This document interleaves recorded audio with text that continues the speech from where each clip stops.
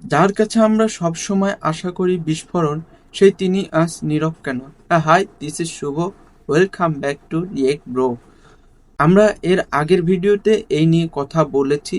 তাণ্ডবের টিজার নিয়ে প্রত্যাশাটা আমাদের অন্যরকম ছিল, কারণ সিনেমাটির ডিরেক্টর রায়হান রাফি, তাই যিনি যিনি বাংলা সিনেমার প্রমোশন কন্টেন্টের ক্ষেত্রে এক ধাপ এগিয়ে।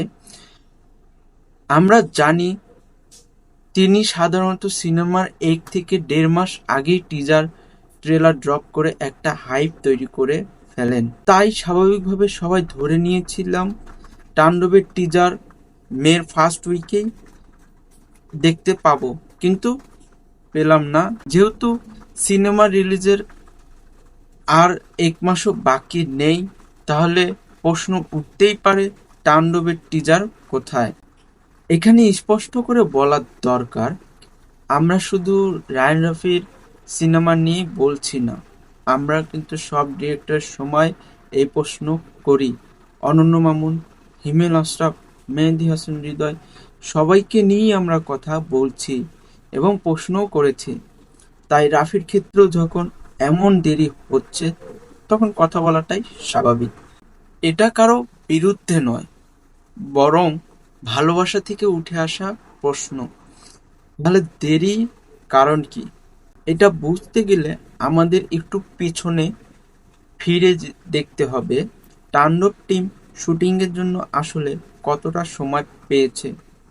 সিনেমার শুটিং শুরু হয়েছে সম্ভবত ফেব্রুয়ারির শেষ বা মার্চের শুরুতে।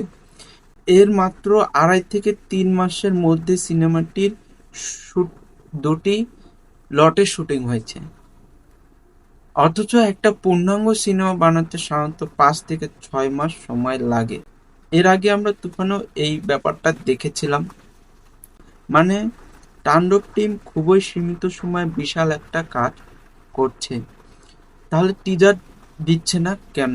আমার মতে এখানে দুটো বড় কারণ থাকতে পারে। প্রথম কারণ, কিছু গুরুত্বপূর্ণ দৃশ্য এখনো শুট হয়নি। প্রাথমিকভাবে ভারতে শুট করার কথা থাকলেও বর্তমান পরিস্থিতির কারণে সেটা সম্ভব হয়নি।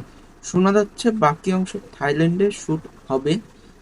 আর টিজারে তারা যে ফুটেজগুলো দেখাতে চাচ্ছে সেগুলো এখনো হয়তো শুট হয়নি। তাই তারা হয়তো চাচ্ছে সব দৃশ্য শেষ করে তবেই টিজার রিলিজ করবে। দ্বিতীয় কারণ, প্রোডাকশন টাইম অত্যন্ত কম।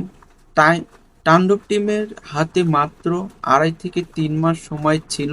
এই অল্প সময়ে পুরো সিনেমার shoot, edit, colour, sound, promotional material সবকিছু সামাল দেওয়া সত্যি অনেক চ্যালেঞ্জিং। তারা হয়তো একটা অসম্পূর্ণ টিজার দিয়ে নিজেদের মান কমাতে চাচ্ছে না।